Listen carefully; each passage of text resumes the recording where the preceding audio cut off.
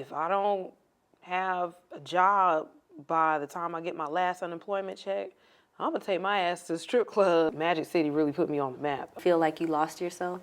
There was a serial killer going after dancers in Louisiana.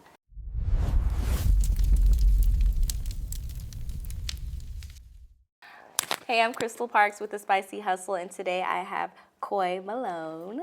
How are you? I'm doing great. How are you? I'm good, girl. Thank you for coming. Thank you for having me. Yeah. So I see, straight into the fit, I see you repping hard. Yes. Yes, Magic City. Yep. Mm-hmm. Why you rep them so hard? Because you just told me that you bounced around a little bit. I did. So Magic City is the club that pretty much retired me, and where I catapulted a lot of my accolades for dancing, doing, becoming a stunt double, a lot of different things. Magic City really put me on the map. I was a feature there for a while. Wow. Had a great time at Magic, so always got to represent. Mm-hmm. Okay. Now I hear Magic, it can go great, or you know, it could be hurt your really, really feelings. tough. It can hurt your feelings. And you have small-waisted. So how did you compete against all the big booty Judies? Oh, goodness. So it's a very, very interesting story how I got hired. I was actually working at another club called Tease, which is now called Allure. Okay. And I'm a great pole performer, great stage presence. I love working the entire stage. Yeah. Slow night, busy night, it doesn't matter. I have a fun time up there. I make faces, jokes, all kind of stuff. Okay, you're a performer. Yes. Yeah. And then I'll turn around and do acrobatics and pole tricks. And so I was just doing my thing one night, and there was a group sitting over at the bar, and they said, hey, come over here. We want to talk to you real quick.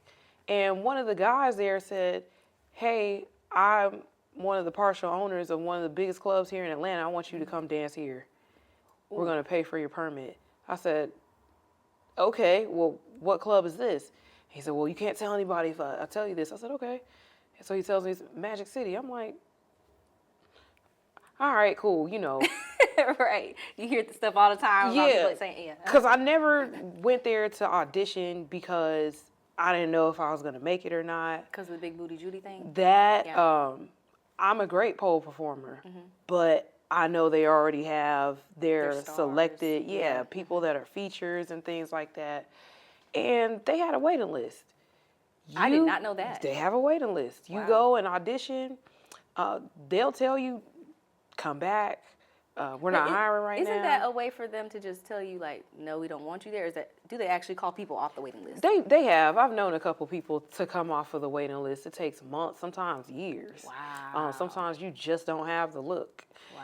You can't go in there with certain color hair, hairstyles, and things like that. It's almost like the corporate upscale of black clubs. Yeah. I did not know that. So, and it's so funny, when I went, you know, I was wearing blue hair and red hair. I had half my hair shaved, designs, all kind of stuff.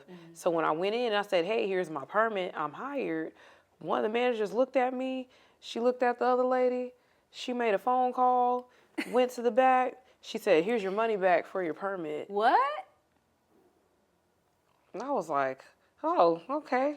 Wow. So then I had to get back in contact with the person that brought me on. He said, oh, they're always doing this. And, you know, they had to go have meetings because it wasn't just him. It's him. Okay. His brothers are in the business, and his father owns the club. So once they all had a discussion, and then I got to talk to the owner, Mr. Magic, then that was great. I was hired on, and they brought me in to be a sub for one of the pole groups, which was at the time was Snack Pack.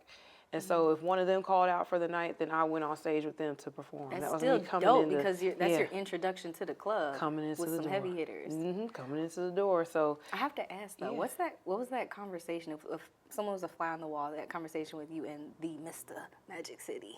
Mr. Magic is really, really personable, and he likes to smile and laugh and make jokes, but he talks business. So I can't recall exactly like what the details of the conversation were, but it was more so like asking where I'm from, where I came from, what's my level of expertise, am I good on the pole? No, are you really good on the pole? Like, we have some girls here that are beasts, and this club has been around for a long time, and I got my name behind this business, and we're very serious about this. We got a schedule that you need to adhere by, and you have to be able to work here a certain amount of days a week. You can't work at any other club than this one. You can only come to this club. Wow, they were strict about it. Yep, you got to dress out, hair needs to be done, makeup needs to be done, outfits need to be on, you need to be on the floor, we will fine you for this. You have to make sure that you're counting all your money because you do, pay at the end of the night. Like, there's rules to all this. Wow. I think, I've never worked at a club like that, but I think there's what most people think is like you just come and go as you please type of club, and it's, you're an independent contractor. Yeah. At Magic, they was not playing around. They were not playing around with you. So if you weren't dressed out by a certain time, you're not working for the night. Wow. If you miss a certain amount of nights, you're getting suspended. Don't even think about fighting or even arguing too loud. You're getting suspended. Really? They don't play about that. Yeah. And then there's some nights where you can make some great money. So to get suspended and it's a Monday night, or you could come up on a Thursday night sometimes. You don't do it to your money. Yeah, you're going to be at home hurting. You're going to be crying. You're going to be crying. So, but you could cry on the floor too. I've had that. Right. Not literally crying, but there's nights where it's just money and girls are walking ankle high, knee high, trash bags. They dragging it down the stairs and stuff. And here I am in the corner like counting my little $3 for you pack up and go. Let me act like It'll humble you.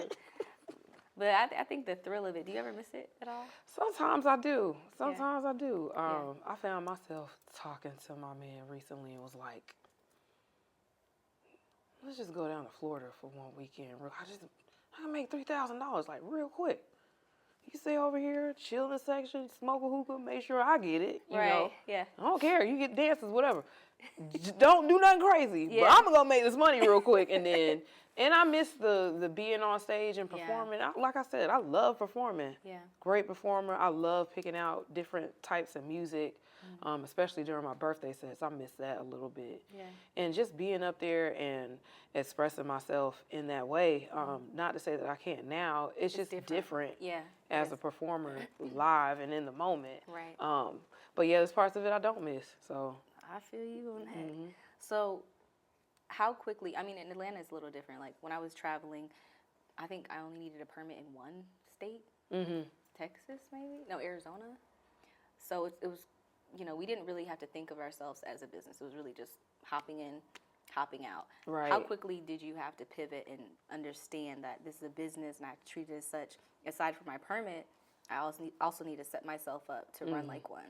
So I had a little bit of time to prepare before I became a dancer because I gave myself a timeline. I had gotten laid off from a job. I said, hey, if I don't have a job by the time I get my last unemployment check, I'm going to take my ass to the strip club and audition. That's what I did. So I had about a year to mentally prepare, actually a little bit before that because I considered doing it part-time when I had a different job. You didn't have any experience before then, like pole experience? I had experience as a gymnast in high school. Oh, okay. That gave you an edge. That was it, yeah. Okay. So it's a little different because you're fighting gravity now. Right. Gymnastics is vertical, so you have to really more so learn about balance and just trying to keep everything within a certain area. But still transferable skills. Yeah, transferable a little bit. So I was like, all right, if I just, keep pushing hard enough, I can get to the top of the pole. I can do that. So, yeah, but I didn't know how to twerk. Girl, I saw a video. You lie. I didn't know how to do. I know now. Like I learned, but at the beginning, let me tell you, Stewie Rock used to be. I love Stewie so much. I love him. That man used to talk about me so bad when I started. He did. Bad. Stu. He'll tell you. He will tell you. He'll tell you. So I would do my pole tricks and I would try to dance, but I would kind of like do it fast or. I would try to move like the girls with the big booties. Mind you, I knew I had to do pole tricks coming in. I said, you ain't got no ass like that. You need to get your ass on the pole, go vertical. Right. Because they ain't looking at your ass. Yeah. So, and then I was smaller, so I used to, no lie, I had a bicycle. I would ride my bike to the club and most of the way home trying to build muscle. For real? I did that like the first. And I had a security guard, shout out to Tech, would take the bike and wheelie that thing through the club and help me get it down the stairs to the locker room. That's how I built my muscle. So, because I knew I wasn't going to gain weight. I've never been that way. Yeah. I didn't want to go do surgery or anything. I said, I'm just going to build my muscle. So, in the beginning, when I was dancing and I get up there and give my all, you know, you up there breathing, you think you're doing great. Stewie Rock said, what's your name? I said, oh, my name is COY Malone. He said, COY, don't ever get up there and do that again. That looks terrible. Do you know how to dance? I said, well, yeah, but, you know, Stewie, I don't know how to twerk. So I had to learn how to twerk, and it's not as easy as people make it seem, and you know, doing all the butterfly, that don't do nothing. No. You're not supposed to do none of that. It's all from here and up. So after I learned how to dance, to kind of slow it down and be a lot more sensual, everything started making sense. But before, it was just like, it was just trying to shake legs. Shaking legs like hell, shaking ankles like hell. I was shaking everything but ass. This shit was crazy.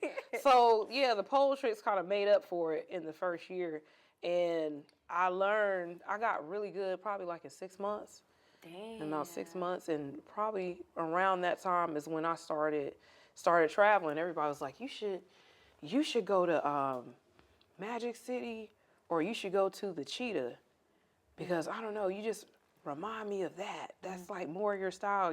I've never been like a black club type of woman or a dancer. I don't know why.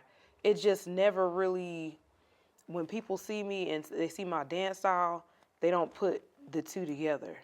But when I did audition for other white clubs, they would tell me no.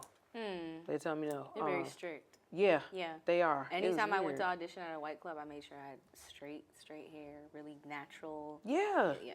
I did that too. I had the bang. Yeah. Straight black hair. To here. You have to be decked when you go to the white club. I did all, and they were like, no. Yeah. I was like, Yeah. How long did you dance for? I danced for 7 years. Oh, that's some good time. You put some your time time. Ooh, I put some time in. My limit, I said, I'm going to dance 3 years, and that's Girl, it. right. I know and I understand. I ain't hit them $10,000 like I thought I was going to hit the $10,000. And then it went just as quick as it came. Man, and it's the way that mine went. The way my money left was unfortunate. I didn't.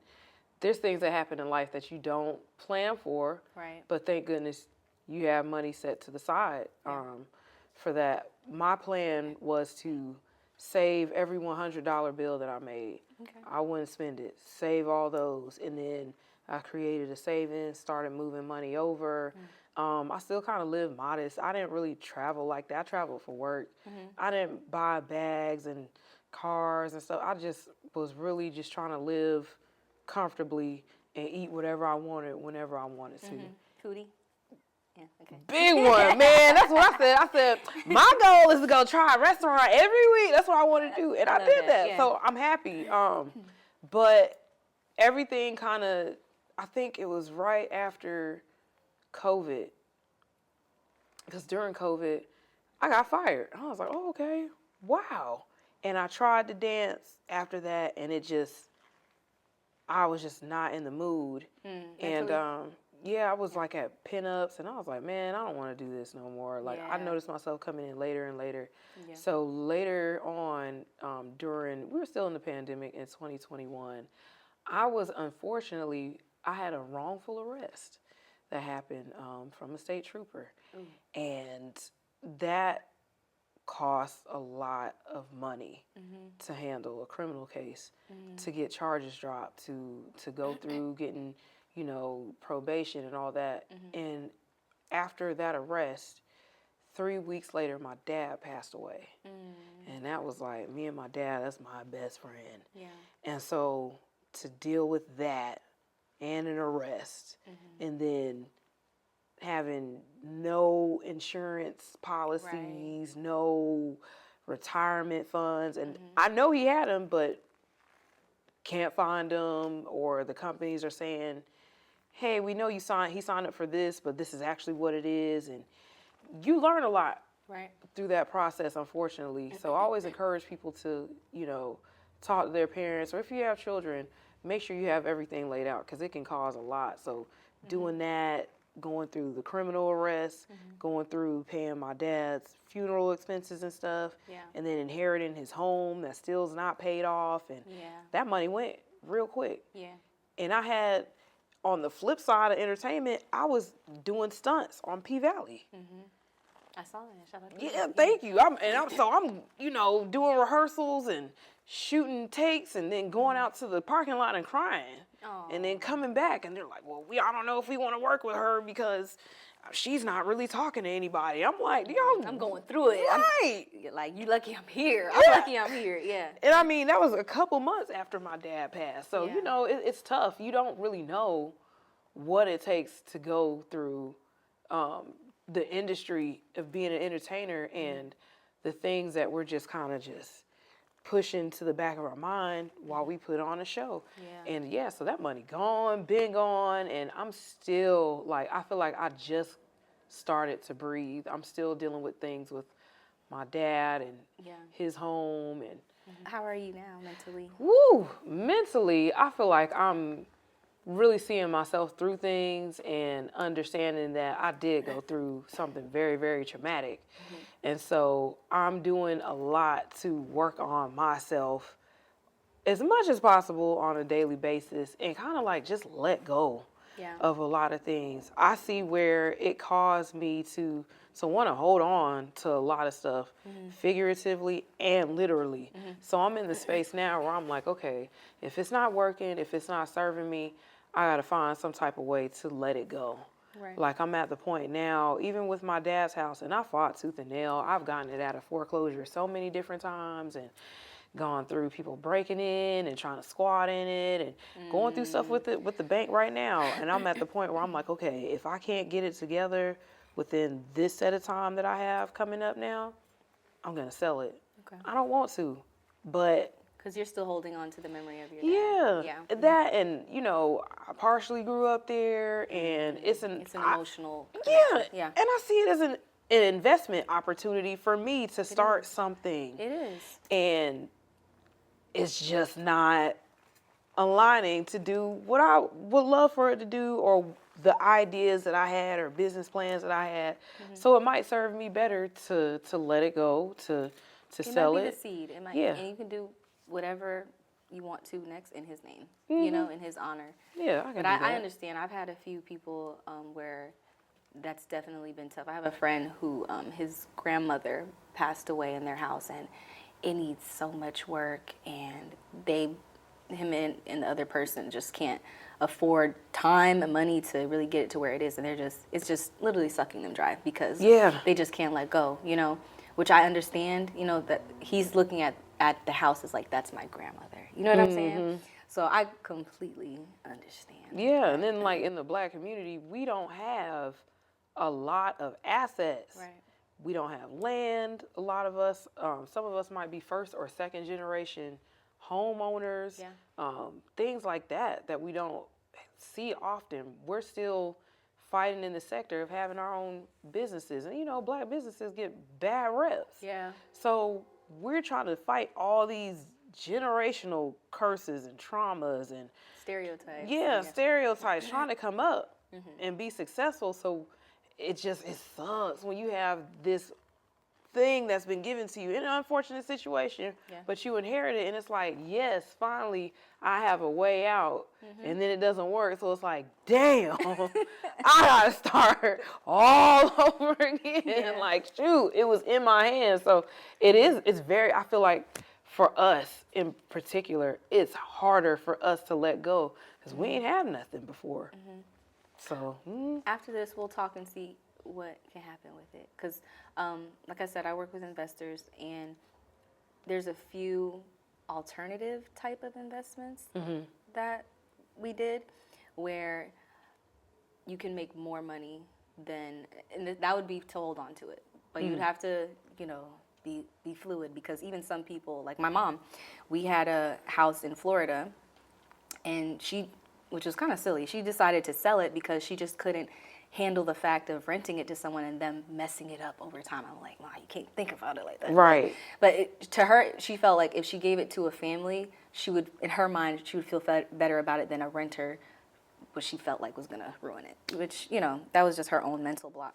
But over the past few years, a few investors did some conversions to the house to make it bring in more money, more than just the traditional, like if you had just a regular renter in there. So that might get your cash flow up to a certain point where maybe you can keep it and it can actually do something for you, instead of like having that stress. So, yeah. Ooh, that would be great. Yeah. Anything at this point, because I'm at the point where I'm like, all right. Yeah, well, we can how talk much I about. want for it? We could talk about. I'll lay out all the options for you. I'd love to do that. I would love to hear them because when I tell you what's in, I'm like, all right, y'all. Yeah. Just, I feel you. So I mean, Fresh Eyes, it's available to you if you want it. But definitely. I see you're a social justice. Yes. Advocate now. Activist now, not advocate. Yeah, both advocate and activist. What? Why? Because And for who? all of us. Okay. For all of us, for Black people especially, for women especially.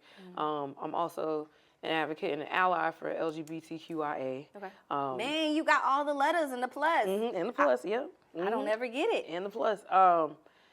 Because everybody deserves the right to live. I want, ideally, in a perfect world, everyone to at least have an understanding. We don't have to go for the same things, but let's at least understand and allow everybody to live as free people. As long as they're not hurting anybody, why do we have to take away freedoms from one? And when you start taking some from one, you take it away from all. It kind of started when I was in high school, just not knowing that I was... In you, not on you, huh? Yeah, it was there. There's an area of Metro Atlanta, there's a few of them, but where I grew up is unincorporated. They don't have their own city government system.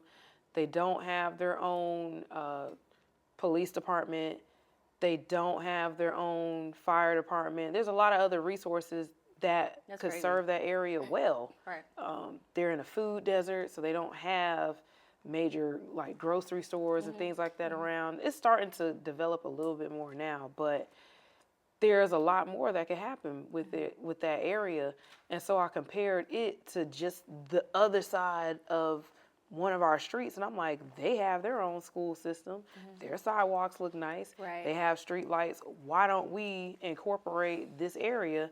And that just kind of led me to start looking into government, how that works, city government, who is in charge of the streets, who do we talk to about, hey, this pothole needs to be fixed.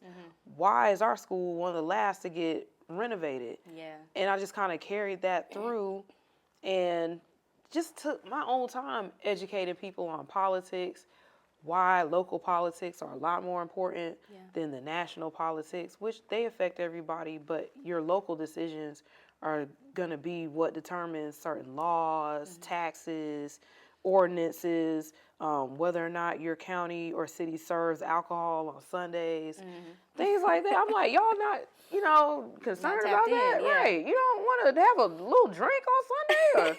Or, and Georgia was dry for a long time because people weren't really raising awareness about it or even caring to vote. Right. So it kind of developed into national politics a little bit, and I don't know how it got to where it is now. I just love speaking about politics and educating people on what it is and what it isn't. And not to say that like I'm just gung-ho, like America's gonna do right by us. And no, because there's still, a amendment to the Constitution that legalizes slavery through incarceration. So I'm a little bit, I don't know, people be like leftist, rightist. I'm a bothist, I guess. Like I like whatever makes sense. Yeah, but it makes sense. But I don't like that. But power to the people too. But yeah, y'all need to get y'all rights.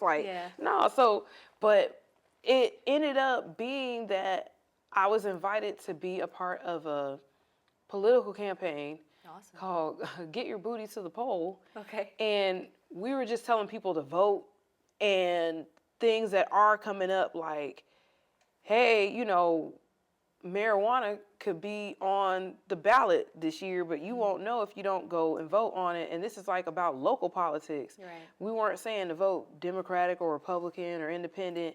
We were just saying to go vote. That campaign went globally viral.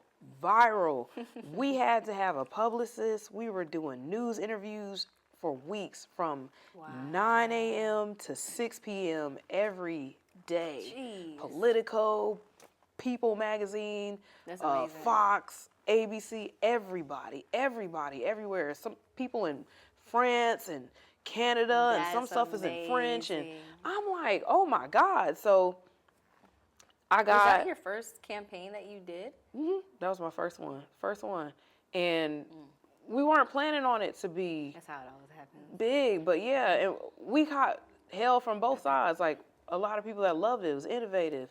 You know, we had record-breaking numbers in Georgia voting alone that year. Amazing. And then you have people, oh, here's the Dems coming with their people, and they just want you to vote blue, and this is so lewd, and these women are strippers, and they're whores, and all this stuff. I'm like, oh my God, like I'm educated. Like I don't even. You know what? So even when I was talking to some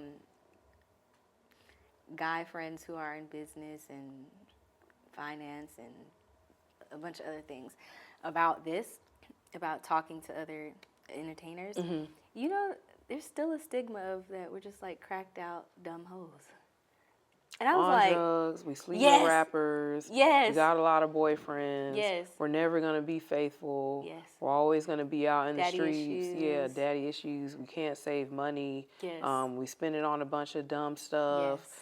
We have surgeries and BBLs. We always wear weave. Yeah. We don't know how to talk to nobody. Don't, Yes. especially not men. We can't keep a man. Right. All kind of stuff. And I was like, that's the craziest thing I've heard, because like some of the most intelligent women I've met, Business women.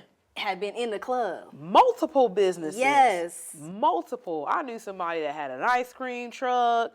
She had she was like a notary. Had all kinds of businesses on paper. Smart woman. She just danced to fund a lot of that stuff. And then she said, when I retire, I'm going to retire. Like, and that was her plan. And she stuck to it. Successful. What was your retirement plan, and how did it actually go? My The actual transition. Oh. I said, I'm going to do this 3 years and save up money. And What was your number? I got to ask. What was your number? I wanted to save, like, I think I wanted to save like $100K or $150K or something like that. I knew I was going to make $20K in a night or something like that. That never happened. When I got in and started seeing who was making $20K and how, I was like, How? oh yeah, I'm not doing that. Oh yeah, I'm not doing that. And then, unfortunately, in a lot of black clubs, there's a lot of colorism too. So even though I'm like brown, I'm tan, I'm cinnamon. Oh, you dark skin. Oh, your black ass. I'm like, damn. Like, what? What? Oh. You try to go to a certain section, and it's girls over here dancing, and I see a certain like type. And then my other homegirls over here, they're like, what's going on there? I'm like, oh, yeah, it's a light-skinned party over there. You can't, nah, you can't, nah, it ain't gonna work. Yeah. And then some days it would work, but it was never the amount that I thought it was gonna be. I thought it was just gonna be, I knew I was gonna have access to the money, but I thought I was gonna make a lot more than what I did. Right. And so reality started setting in. Like at first, I was only making like $200 a night, then $250. Then when I started traveling, I started being able to make $300 a night. I'm like, okay, now I figured that out, and I'm gaining a little popularity, and I could do this and that. So my 3 years turned into 7 because my plan wasn't there anymore. I didn't know if I wanted to open up my own business. I always knew I wanted to be an actress. I always knew I wanted to do like stunts. Yeah. So I'm like, well, maybe this could be a way to take off through here, but I'm just not sure. And then one day on Instagram, an agent hits me up and says, hey, I see you post these pole videos. Can you do that for like a TV show on camera? I was like, yeah, sure, I could do that. And so Did you work with Lee? England? Not Lee England. Okay. Not Lee England. Oh wait, Lee Coleman. I have so many Lee friends, because I know he worked on a few P-Valley. Probably we probably worked together. Yeah, we probably worked together. Yeah. And so that just kind of got me into doing features on pole. So I ended up doing music videos, commercials, TV shows, movies. Yeah. And that was, man, I had a nice run doing that. Yeah. And then pole became a stunt because a lot of actresses wanted that. So then I got bumped up to doing stunts, and then that put me in SAG-AFTRA for a while. And I'm like, wow, and got me residuals for a short amount of time, but it was never consistent enough for me to say, let me stop, let me retire, because you still need to know people when it comes down to acting and stuff like that. So I ended up cooking, and I started a cooking business for a while, and that was okay, but it takes a lot of money. To even if you want to do a food truck, it takes a lot of money. And I thought I was going to get in on that PPP loan. I said, I got a business. I got my bank account.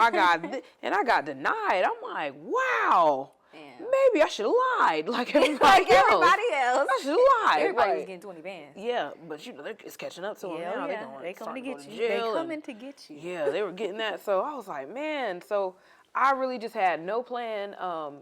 I was formerly in technology, in IT. And with me being out so long, I didn't think I was, change. And I was like, nobody's going to give me a chance. I don't have any certifications anymore.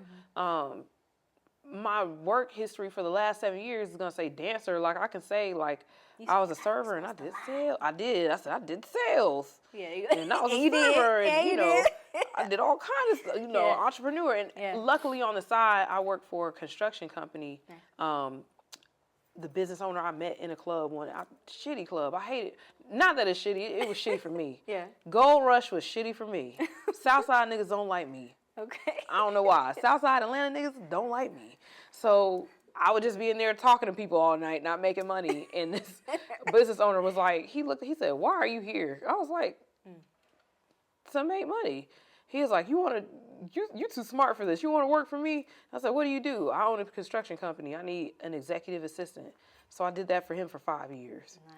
So I was able to use that as work history in a sense. But I ended up cooking in the kitchen for a while, part-time, and just grace of God, blessing, somebody in the IT department left their lunch there on my line, and I brought it over there, and I said, hey, what do y'all do over here? And he explained, oh yeah, we do this with computers and da-da-da. And I said, I used to do this at another job. He said, really? Well, we're hiring. And that's crazy. They gave me a chance. So like I never, my retirement plan was just, I'm going to keep dancing until I get tired of it. And then when I did. Yeah. And when I got fired during COVID for no reason, they were just like, you can't come back. I was like, okay. I knew that I needed to do something, and that get your booty to the pole was something to do. And then I got paid from it. And then Sybil Wilkes caught wind of me, who used to host with Tom Joyner in the morning. And then they invited me to come and write for their newsletter. And that paid for all of my bills for a long time. I was like, wow. So doing that and hosting her live show was what I did. It was just everything. It was all grace of God, all of it, every piece of it. So going from there to working in the kitchen part-time and then getting back into IT full-time while still working with Sybil Wilkes and writing for her newsletter. All this was just, it was grace of God. Because after a while, it kind of just revealed itself for you as you was going. It did, and I paid attention and I prayed on it, and I would think the number one thing that really helped me through all this was my spirituality. I kept a strong spiritual foundation from the jump, from the beginning. I prepared myself mentally while I was saying, hey, if you end up having to use your last unemployment check to audition and get this job, understand this is the environment that you're going into. Right. I'm an overthinker, so I overthink and plan like, what are you going to do if people start shooting? What are you going to do if people steal your money? what if a rapper offers you all this money to go sleep with him? Are you going to say yes? Are you going to say no? If you're not making money, are you going to resort to, sleeping around or whatever? And I'm not knocking anybody for doing that, because I know dancer friends that have done that for money and what have you. I just know what I didn't want to do and what I didn't want to compromise myself on. So I knew that I'm going to be exposed to all this stuff naturally, because it's a nightlife. So people think anything goes because that's what it is. Sure. But you got to know who you are and what you're willing to do and what you're not willing to do, and stick to that. Because at the end of the day, at all of this, you should be able to stand up and proudly say, oh, yeah, I did that shit. I did this. I did that. I did this. Everything that I did. And I did some crazy shit. I did some wild shit, some stuff that people be like, huh? Yeah. But I can proudly stand up and say I did that, because I didn't compromise myself, and I used my spirituality to kind of guide me and keep me protected and keep myself and my spirit in line and intact. And I came out whole and not That's amazing. Not as bad as I could. Yeah. Right. Let me ask you, at any point did you feel like you lost yourself in the nightlife? Because since you said you were a spiritual warrior, it's easy. Alcohol, money, drugs. Right.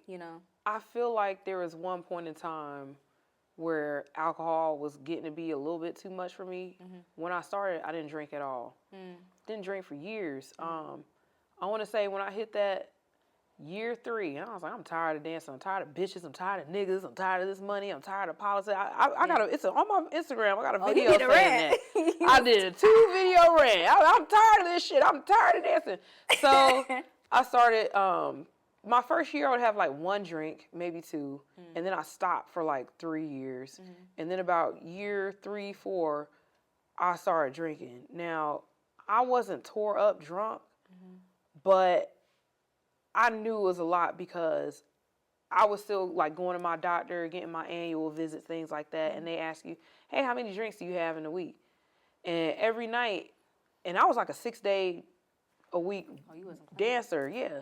I might take off 1 or 2 days, maybe, with Sunday being closed in Atlanta. Right. And I would tell them, yeah, I have like 3 drinks a night. But then that's like, what? 3 times 6. So that's what? I think that's 18. It is. And they were like, we have counseling services that are available, and if it's a problem. And I'm like, no, it's not a problem, but... Right.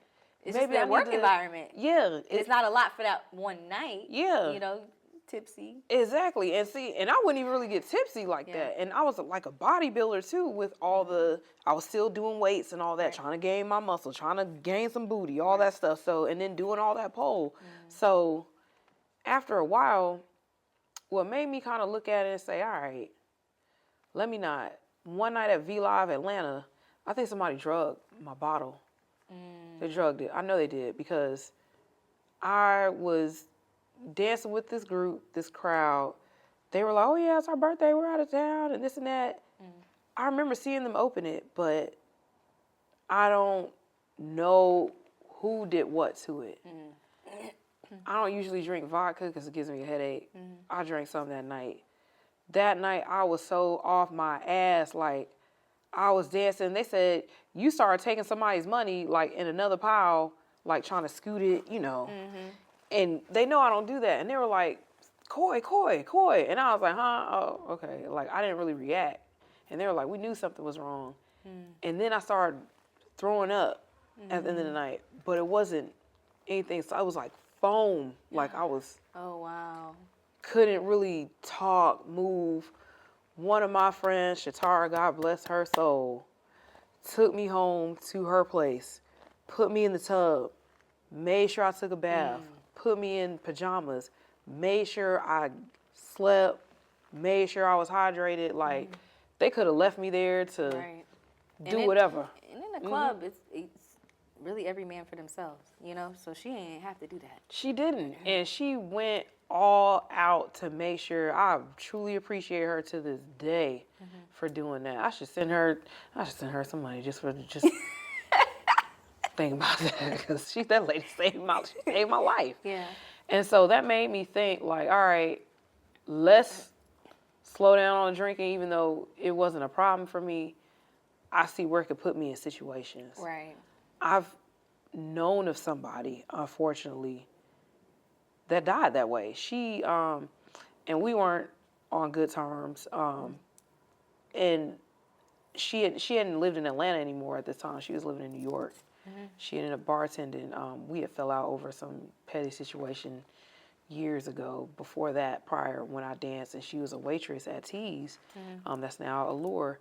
And so, you know, I let bygones be bygones. I forgive, I don't forget. And, you know, she had moved back to New York. She's a bartender there. Somebody drugged her drink. And she passed out on the couch. And they just kind of let her sit there. And they thought she was maybe drunk or whatever. Yeah. She never woke up.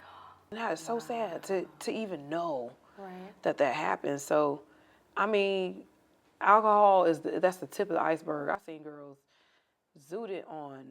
I knew one that was on pills and cocaine at the same time. That's a crazy ass combination. Right. Ooh, that bitch was crazy. We used to make money together, but that bitch was crazy. She was crazy. And when it got too much, I was like, I can't dance with you no more. I can't. Girls used to be on, what was that? They were on Molly's. Yeah, that was heavy for a while. They were on. Maybe that's where the stigma comes from. Yeah. Because it's in there. It ain't everybody. It ain't everybody, but and they used to make money. I said, damn. I said, all you got to do is swallow this pill, COY. You swallow this pill, you can make some money. I said, no, I can't do it. I can't. I don't know what's going to happen. Right. And then when I got to Magic, oh, man, them bitches was rich. They was doing cocaine. White Club. Oh, like, man, I'm in the bathroom. They in the bathroom. Oh, like, what? Oh, shit. These bitches is rich. These bitches rich, but they high. Shit. Ooh, Lord. I said, yeah, no, I can't do this. So, I mean, there's a lot of different addictions. There's a money addiction. There's women that are addicted to that, to snatching every dollar and fighting over it and everything. Yeah. There's women that are addicted to tricking. Yeah. To escorting, and they addicted to it. Like they gotta go. I had a rest in peace to her. Had a homegirl that was like, no, I gotta hit the pavement. If I ain't making no money, she used to say, I gotta hit the pavement. I said, damn, your ass old school. Like, right. Damn. So, yeah. I don't think I've ever heard anybody say that. I hit the pavement. I said, girl, I stand outside, with my gun. I'll do that. I'll drive you where you gotta go and stuff. I was an advocate for that. Like, let me at least, if I could be somebody to make sure that you're safe or whatever, because shit is out here and things happen. Yeah. And at least if I could make sure that you're okay, then I'm fine with that. Mm-hmm. Because they don't, unfortunately, the law don't care about. They don't. I was in New Orleans years ago, and I remember it was probably one of my first times working there, and we were checking out, and this girl, she was like suiting up like for war. Like she had put her hoodie on. She tied up her hoodie real tight, put her book bag on. She had like one knife or something here, her keys here. I'm like, girl, are you okay? She's like, you must not know where the fuck we at. So I think it was the next night or sometime that week, I was seeing these missing signs of girls. There was a serial killer going after dancers in Louisiana, chopping them up and throwing them in the bayou. Yes. I never found out if he was caught, what happened, but they were saying that nobody was really doing anything about it. And actually, so Super Bowl was in New Orleans. Yeah. I worked my first Super Bowl in New Orleans years ago. Most money I've ever made. I went back because February? I was like, if I'm coming out of retirement, it's the only time I'm coming. And things are so different now. But what I'm noticing with clear eye, clear head, they don't care about us still. You know what I'm saying? Just some of the things that they were doing, I won't say the club, but when I worked back then, they were only taking 20% of the money. Mm-hmm. I came back, they were taking 60% of the money. Hiking up the house prices, hiking up the room prices. One of the room prices was $5,000 an hour. What? And they was still taking. So they would give you these dance dollars. So automatically you do the room, you get 40%. But they give it to you in these dance dollars. Mm-hmm. Once you give them back to check them in, they're taking an additional X amount of money off of the dance dollars. So you're really getting less than wow. And I was just like, man, like clear head, different perspective now. I was like, could strippers ever have a union? Could it ever be union? Like, so they've tried. Really? I've seen like a small group, but I don't think it was in America, right? No, they did it in, they were trying to do that in Los Angeles. Okay. For a long time, they had the stripper strike, the stripper union, all that other stuff. Yeah.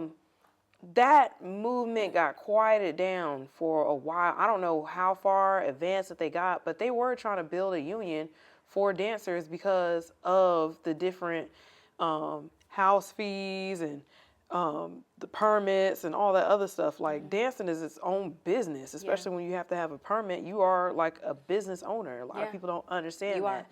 Shoes cost a lot of money. Yeah, they do. Makeup, back then, hair. dresses, we had to have the gowns back then. Oh, shoot. $200-$300 gowns. Damn. Yeah. Ooh, I'm glad I didn't have to. Ooh, but them outfits still be $200, $100. Yeah. The regular outfits be looking like terrible. Right. You got to get the good ones to get the good customers. Exactly. You got to, if you don't know how to do your makeup, you're paying to get your makeup done. Like I had to learn how to, do my makeup. And I never learned how to lay a wig. I wish I did. But, I was always, paying my stylist to do my hair. And that stuff adds up. You was working almost every day, you said. Yeah. Hair make me crazy. But, when I was just thinking it through, I was like, I don't know if it would work. Someone with hella money would have to back it because I don't see everybody as a unit saying we're actually striking. Because did it go past? I don't recall if it did. I need to look it up and see where they're at. Yeah. And I think they were trying to do it in New York too, as well. Mm-hmm. There would have to be some changes in legislation, especially to unionize. But how would that it would even have to happen? be sex workers. It would have to be all sex workers. I don't see that happening here anytime soon. Unfortunately not, because you still have instances of prostitutes that are getting raped, that are getting murdered, they're going missing, and police don't really care about that. They just think about it as like, whatever. Well, first thing that you hear when somebody like that gets hurt is, well, you shouldn't have been out there anyway. Right. Well, you shouldn't have been wearing this and this and that. Right. And that's not... Which is crazy. Yeah, my outfit does not give you the permission to hurt me, which in instances I do understand, like, all right, I ain't going to, wear some of my titties out in the bank. Like, I ain't going to do that. Like, I understand not to do that. Duh. Yeah. But it does not give you the right to decide that you want to get your psychotic rocks off and kidnap me for whatever reason, or hurt me or rape me or any of that stuff. That's not what we agreed on. That's not what I signed up for. It's not. And until people look at all entertainers, sex workers, if you want to call them that, because I don't think dancers should be called sex workers, because they're not. It's a trendy word. That's what everybody getting looped into now. Right. They all that. So we'll just call it adult entertainers. Yeah, that's why I use adult entertainers is what it is. Until they start looking at adult entertainers as people that have lives, that have rights to live and are valuable to society, even if it is to get your rocks off, Which everybody does, by the way. Everybody does. Like, whatever. So what? I sold views. That's what I tell people all the time. I sold views. So what?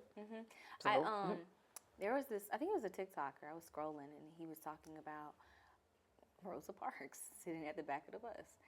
And pretty much he was saying, like, she wasn't the only one that was refusing to do it. But what they did was use her situation to get people to stand behind a cause. Now, I think it's going to take something huge, to get everybody to band together and, get behind something. But I don't know. I don't see it happening anytime soon. I would love for it to. Well, if I become like one of the next there you go. senators or something. Please. I always thought that. I thought that would be great. Like if I run for some type of public office or do something political. Do it. I know it's going to be like, oh, didn't you used to be a stripper? So that was my former life. So and now what? we're here to talk about the new public policies that I'll be instituting through my so what? That means reform I have bill. Life experience that you'll never get from there. Yeah. So that's a plan. Plans. Now I do have a plan. Yeah. You running? Even though, that would be great. Right now I'm finishing school. Okay. I'm going back to my school to finish my degree and then pursuing a law degree. Okay. So if I don't become a lawyer, the least I can do is be like a correspondent, like on PBS or something because I'm going to be majoring in history. So Okay, I love it. I'm excited about that. I'm Ooh, excited I'm so excited for about that. you. I'm such How a much? geek. How much more time do you have in school? 2.5 years. You right there. Mm-hmm. You right there. Okay. I'm excited. I'm like, I can wait though. You know what? Let me not rush it because it starts this fall. Right. Right. You gonna do just fine. Yeah. Okay, so tell people how to keep in contact with you, keep up with you, and make sure when they gotta cast they vote. Yeah, so everything's gonna be COY Malone. Everything is COY Malone. When I run, it's COY Malone. So COY, COY_Malone. That's on Instagram. That's on TikTok. That's on X, formerly Twitter. Mm-hmm. I'm not using it right now. I probably got about another 3-year hiatus till we go back to it. We'll see. I haven't created my YouTube yet. I think it is COY Malone or COY_Malone. Mm-hmm. So stay tuned for that. I have a lot of stuff I love to work on. What my best friend likes to call stripper tales. I was just about, you know what? Tale. I was just about to ask you. So I do a bonus uncut bonus uncut for my YouTube subscribers. Mm-hmm. And I was going to ask you, because at the beginning conversation, you was like, I got so many stories. So I was going to ask you for a stripper tale. Oh, yeah, for girl. The subscribers. Uh-huh. We can listen, you can get into it. Right, you can ask me I got all kind of stuff to tell you. You can ask me all kind of stuff. I got stories for your ass.